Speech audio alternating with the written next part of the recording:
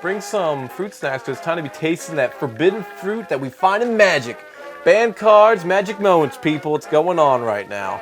I'm Still. And I'm Kyle. And today, like I just said, we're taking a magic moment and we're looking at the banned list, cards that we think should be on there, shouldn't be on there, and exactly all that falls in between. Yeah, I gotta say, these intros just get better and better.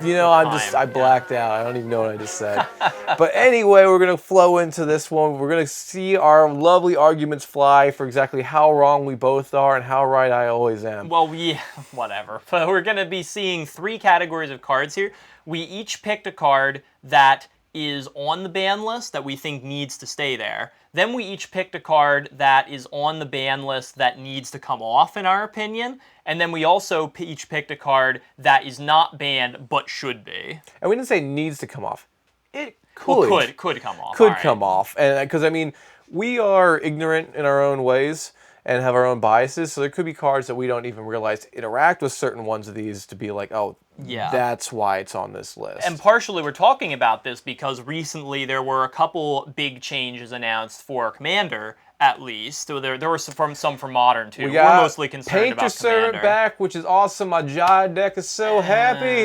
Yeah, and I don't know how I feel about that because, well, for one thing, there's the infinite Painter Servant Grindstone combo, which is a thing, but I guess there are a lot worse things you could do way in Magic. Worse things. But they had to ban Iona, Shield of Emeria to do that because those 2 cards aren't allowed to be in the format at the same time. This is where I'm going to be Bandit Keith. It's like if it was Iona, Shield of America, you could never ban it.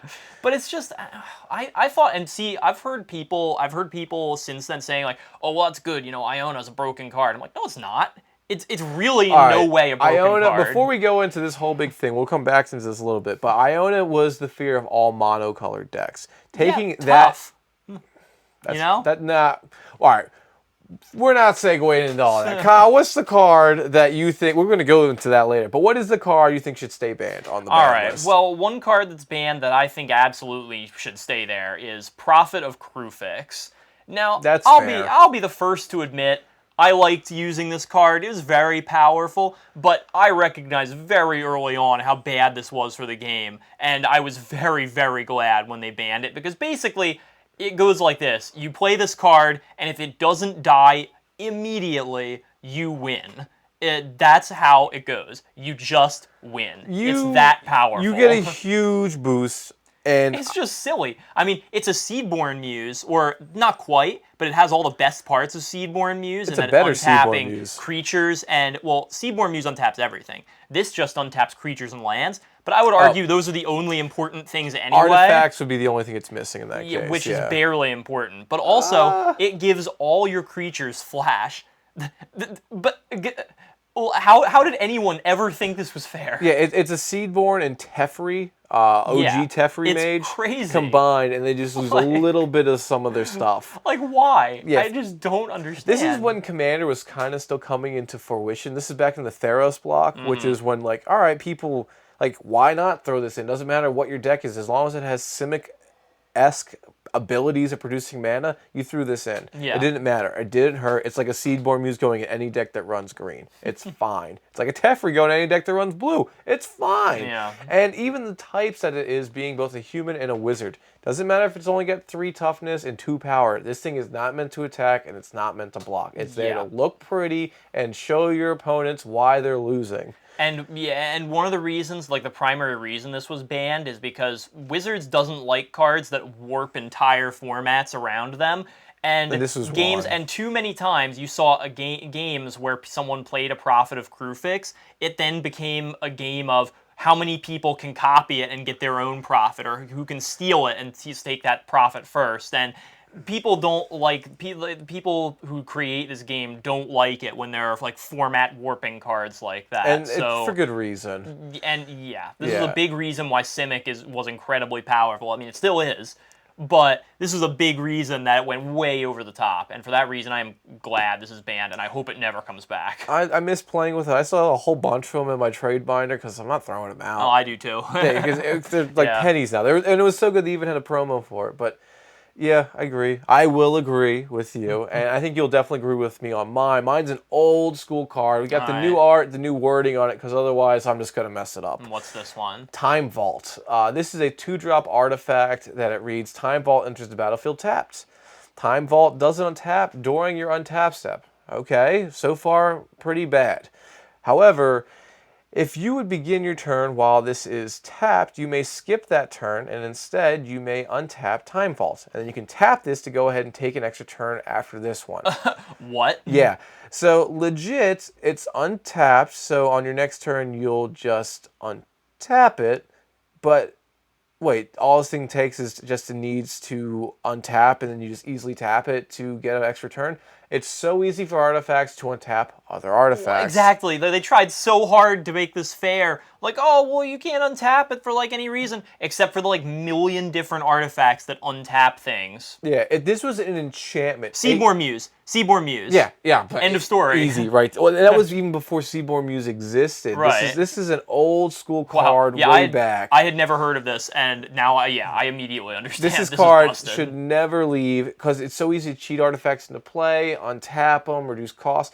Even because, like, if this one costed 30 mana. It would still be really good. Metal Worker can go ahead and bring this in. You got Master Transmuter just to go ahead and do this. Like, there's so many ways still just to get it in for free. If this was a colorless enchantment, you might have an argument. Maybe. And that's still leaning more to a no than anything. No. It would still need so much more stuff tacked onto it. If it was an enchantment that cost 12 and it was 5 colors and it couldn't be cast, I'm just going to start going red in the face on this one. One of my general philosophies of Magic is that there are a couple things that are just really bad for the game. Extra turns are really bad for the game. They should not happen. Yeah. This is them trying to make Time Walk harder.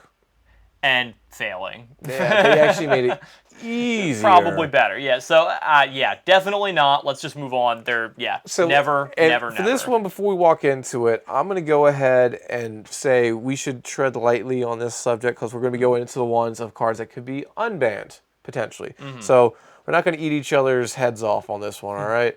But start off. What do you got coming at me? All right. Well, one card that is currently banned in Commander that I think could be unbanned is Braid's Cabal Minion. Now, that's an interesting choice. Seriously, I've tried to wrap my head around this one for so long, and I just don't get it. Why is this card banned? I really don't. I don't understand. Can somebody explain this to me? It's not that good. It's really not. Well, it's like Shieldred, the Black Praetor, but it's pretty much got the same effect. It costs like double, and it also doesn't bring anything back. Yeah, so I mean, it's annoying. It will. Oh yeah, I'm not arguing. It's not annoying. I mean, it is. Yeah, and this will eventually kill itself if they're not having a good board presence. Like they're going to lose lands or artifacts. So I mean, that's where it's kind of a little bit better than Shieldred, because it's not just creatures. Right. Exactly. You can lose artifacts or lands if you really have to, if you want to save your creatures. And also, this is for 4 mana. It's on a little 2/2 body that has no protection whatsoever. It's not going to live very long. But you can go ahead, I guess you could trick this, because you can go ahead, this is a triggered ability. So you could Strionic Resignator this to make it so they have to lose 2. You could. I bet you could probably do a couple things with this. Like if you had Grave Pack with this and that, and then you sacrifice this before it's your turn, you can keep like whittling them down. But you got to go through hoops. Right. To like get that to go. So yeah. Even as a commander, because this is one of those cards that I believe it's like technically legal in the 99, but it's banned as a commander, and I'm like, I don't get that. I would not make this my commander for any reason. I think this is banned in Commander throughout. Just Commander. Totally. Well, okay, for whatever though. I don't see any reason why this has to be banned at all. It's not very good. Even if it is as the commander, it's so scary. That's weird. Make it legal for the 99 at the very least. I could see that being all right. I don't see any reason why it can't be totally unbanned. Like with Yisan's not allowed to be a commander. Well, maybe this is because it couldn't be a commander at the time. Maybe it's all right as a 99. No, but let us know. Let us know if we're missing something with this. Be like, you guys forgot about these 8 cards, which are easily accessible, and I mean, we could be. We're not experts. Yeah, well, Yisan is one of those that's like banned just in 1v1, and I can totally understand that because that deck is really, really good. But anyway, so this one I'd say it's viable. There's enough reason for it to come out. Oh, definitely. Now mine. Yeah, what is yours? Mine. So I started in Commander as a 5-color player, and I'm gonna do one for the 5-color crowd. It's called Coalition Victory. This is a 8-drop spell, costs 3 generic, and a set of Skittles right there, one of each color for a sorcery that says you win the game if you control a land of each basic land type, and a creature of each color. Whoa, okay, hold on. I'm on hold. Hey, Kyle. Hey, how are you doing? I don't know about this one, man. Well, all right. So it's 8 mana. It's not easy just to go ahead and pick off. And you're in 5 colors. So 5-color decks are slower. You're not getting the answers as fast as you need because you're going to be missing your mana. You're going to be mana reserved on certain things. So you don't have that fast curve that you need. And usually for 5-color decks, you're kind of hurting. Now, there are exceptions to this. You have Scion of the Ur Dragon, who is a very fast commander. He can do a lot of stuff like that. But for most, like if you have a fun Progenitus deck or a Child of Alara deck or something like that, like you're not really comboing out for this to happen. Like, yeah, sure, you can maybe go ahead and get the creature part very easily. Your commander is 5 colors. But that means that has to be out, and then you need 8 mana to play this at sorcery speed. Not only that, you also need to have the basic land type. You can do the shocks and the fetches, but you have to go through hoops to get to that too. Like, how fast does this really seem like this is going off? And this can be countered. It can be countered. It's true. I don't know. I mean, at first glance, I'm like, okay, I understand totally why this is banned, because it just, like, lets you automatically win for doing things that in a 5-color deck you should probably be doing anyway. That's a big red flag to me. Oh. However, there are, well, and also I will add to that, there are other automatic, like, win con cards, like Biorhythm, for example, are banned for a good reason. But you're right, this does take at least some work to set up, especially because like the creature of every color, I mean, there are plenty of 5-color creatures, so I feel like that's no big deal. But having the basic land of every type, like, okay, I mean, that takes a little work. Like, even Chromatic Lantern doesn't turn them into basic Prismatic lands. Omen does, but that's one card Prismatic out of, Omen like, and Joiner Adept are the only 2 that could do it. Right. So they would need to come out and stay out. That also means when they go ahead and they play this at sorcery speed, there's no instant speed response for them going ahead and destroying something that is required for this to go off. Yeah. So, yeah. I mean, because you can cast this without it being a requirement. It says you win if you have this. So you can go ahead, play something, and then they go ahead and they Assassin Trophy the one thing that you needed right there. This could just end up being a big fat 8-mana dud. Yeah. Which... is true, big. I guess. It's very big. So so if it was instant speed, I'd agree. No problem with that. And even though it is going for what a 5-color deck wants, it's not going in the way it truly can do. It's not like saying put this much mana into me like a Door to Nothingness would. Right. Which I think is a little easier to get off than this. Probably is. So I don't... Honestly, like, I'm okay with this one staying banned, but if it were unbanned, I guess I probably wouldn't whine too much about it. It's not the worst thing in the world. Thanks. I'll take that as a very polite slap, but a very love tap-ish kind of backhand. But it's not my strongest opinion, but you know, it's I guess this would be maybe all right. You with no strong opinions? I don't think I'm hearing you right. But all right, now onto cards that we think should be banned and for good reason. Yep. So yeah, these are things that are not currently banned, but we think should be. Now it's not we. It's him and then me. So it's associate that separately right there. There's a wall. Well, yeah. So and I think there are a lot of cards I could talk about here, but the one that I hear coming up most consistently and the one that I see as a problem most of the time, Deadeye Navigator. This is just not okay. I'm a blue player. And I love this card. I use it in many decks, but even I recognize that it is grossly, horribly unfair. Basically, the only way to stop this from doing what it's going to do, assuming somebody doesn't play it stupidly and plays it without any mana left to use its ability, but sure, a board wipe can take out your combo.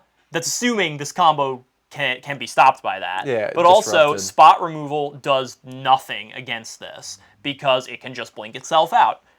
and invalidate it. And by the time you find a way to deal with it, it's going to be too late anyway. Yeah, it may not go off the exact turn it enters play for some decks, but again, it's not hard for it to get the mana to go ahead and propel itself to use its effect nonstop. Yeah. A Palancrone.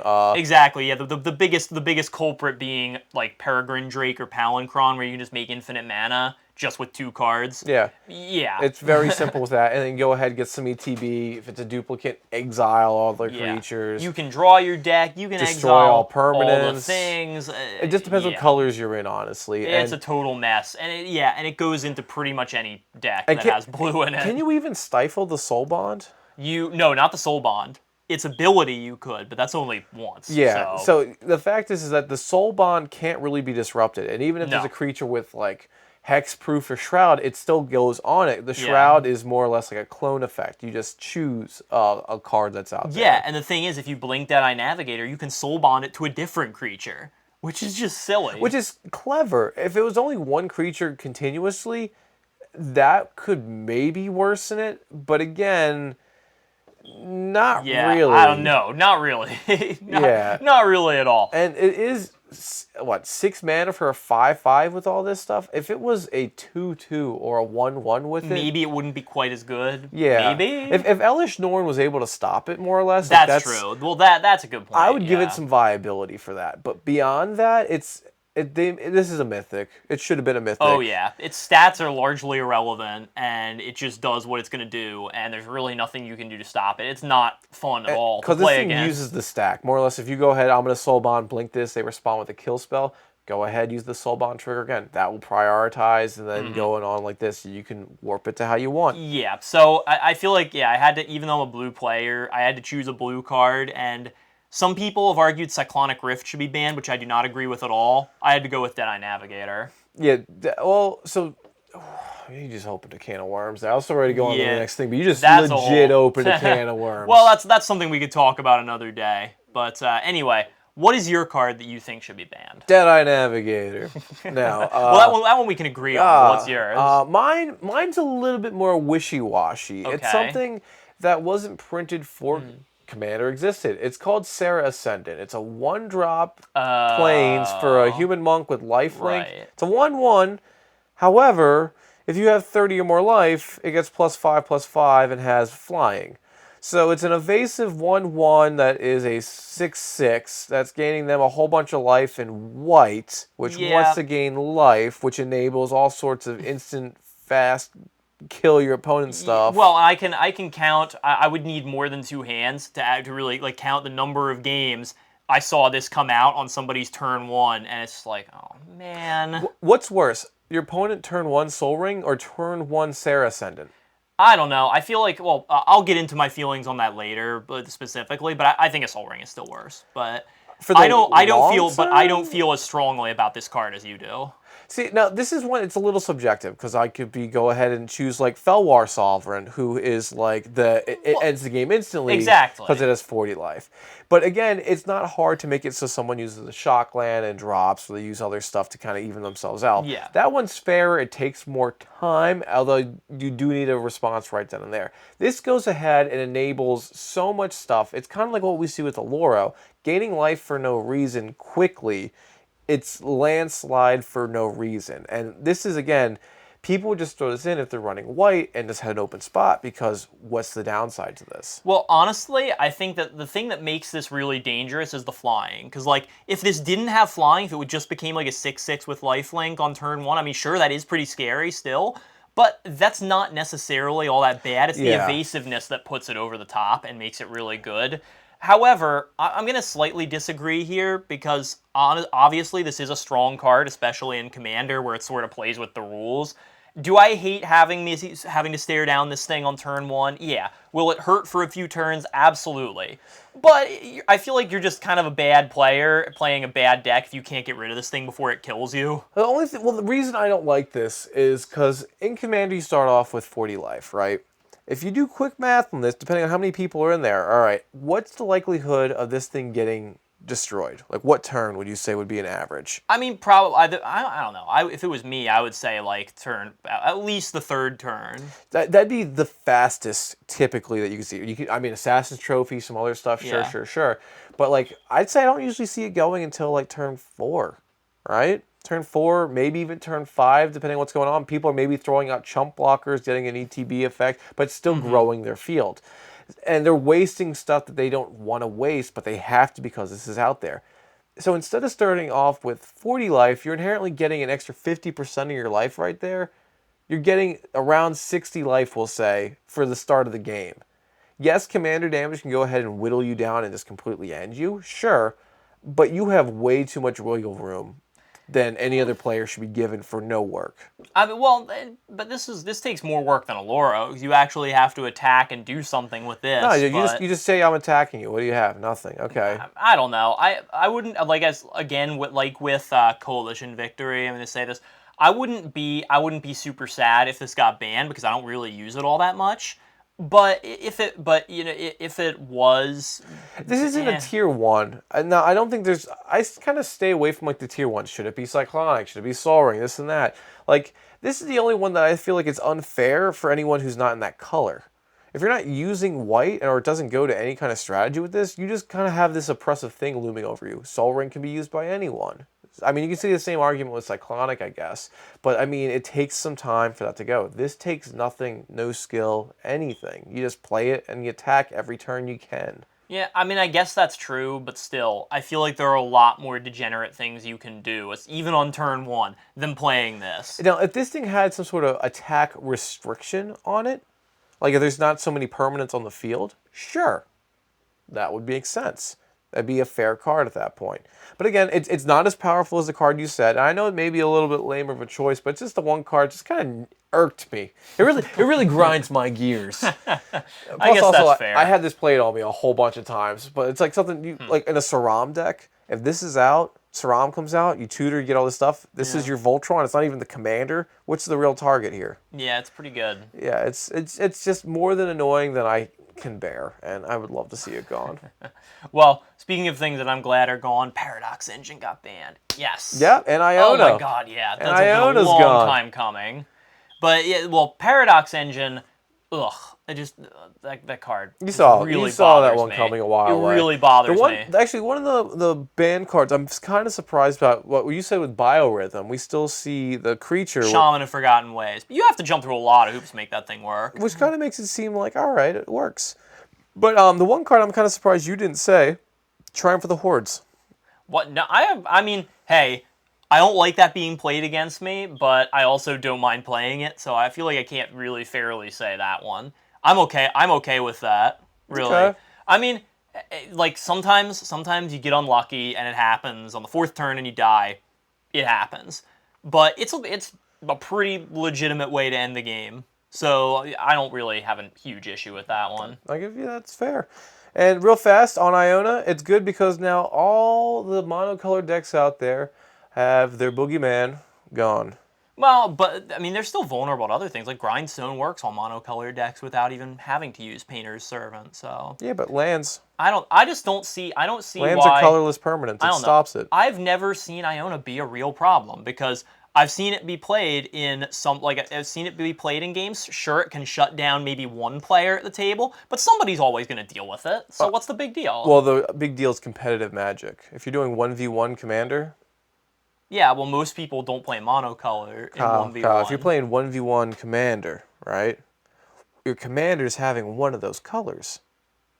Well, but also, Iona's 9 mana. Doesn't really get played in competitive But you realize 9 is the German way of saying no, right? So that means there's already some shiesty stuff going on behind the curtain we don't even know about. So, I don't know. The only reason, and they've said, the only reason they did it was because they don't want that and Painter's Servant to be legal at the same time, because obviously that's kind of broken. Either way, we got to wrap this up. We'll do one quick poll. Who did you side with more in this ban list? Did you side with Kyle more or me? Let's do it up here. Who'd you side with more? Bam, and let us know. It's always fun to see where our line lies. But either way, until that time occurs of going to our next next episode, I will be Stu, and we will be able to be reached on multiple different sources of media. Yeah, that's right. Don't forget that. Yeah, you can reach out to us on all kinds of social media. We've got Reddit, we've got Facebook, we've got Twitter, we have our Tapped Out account where you can see all of our decks and works in progress there. And of course, you can always just email us at mtgthecardpool@gmail.com. So, until then, go ahead. Back to, it's like one of those Tarantino movies, the ending and then the beginning and the ending. I'm Stu. And I'm Kyle. We'll see you next time at the card pool. Whoops.